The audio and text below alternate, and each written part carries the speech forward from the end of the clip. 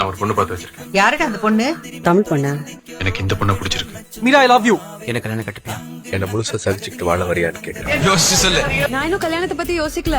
பிடிக்கலையா? என்ன பிடிக்கலன்னு சொல்லிட்டு தொந்தரவு பண்ண. அது இல்ல, என்னன்னா அழுதுருவேன் பயமா இருக்கு.